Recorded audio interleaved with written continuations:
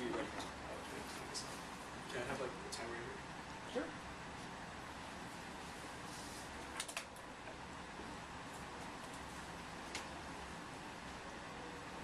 On January 7, 2010, California became the first state ever to pass the California trade law.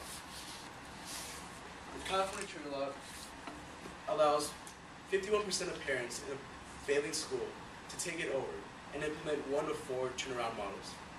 The first is bargaining power. This gives parents a seat at the table with teacher unions and school board members. They can discuss different education reforms for their children. The turnaround model is more extreme.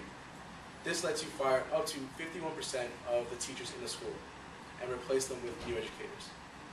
The transformation model is less extreme. You fire the principal and you implement small changes to help your students. And the last is charter conversion, which is probably the most extreme, where you get rid of the school board and you bring in a separate charter school to take over that school. Now, when I first heard of this parent-charter law, I was kind of wondering, do parents really know what educational reforms are best for their children? A lot of these parents didn't even graduate from high school. Do they really know more than the top policymakers and teachers on what education policies are best for their children? So teacher unions usually argue that parent triggers actually end up hurting the parents themselves instead of helping their children. What this happens is outside organizations and wealthy philanthropists come in and they make money off the backs of our children. They come in and they advise parents to bring in their charter school and take over the land so they have free public buildings for their charter school. Diane Ravitch gives this example. Imagine you have 51% of people who use a public park vote and decide to hand it over to a private company to build apartment buildings. Now, why can a simple majority of people come in and take public land and give it to an outside corporation? They argue that the parent-charter law destroys public education. People in favor of the charter movement are using this law to further their cause and destroy funding for public education.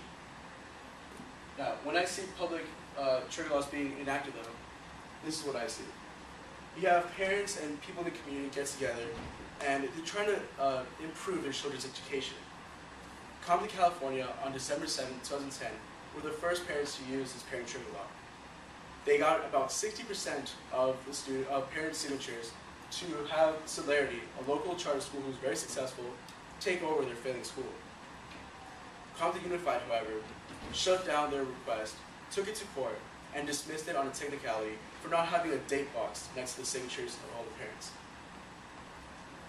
Most recently, Adelanto County has Desert Trails Elementary School, where they successfully implemented the parent-charter law, and after much similar of legal troubles, they were able to get Laverne Elementary Prep Academy to take over the school, and they hope to have it for the 2013-2014 school year.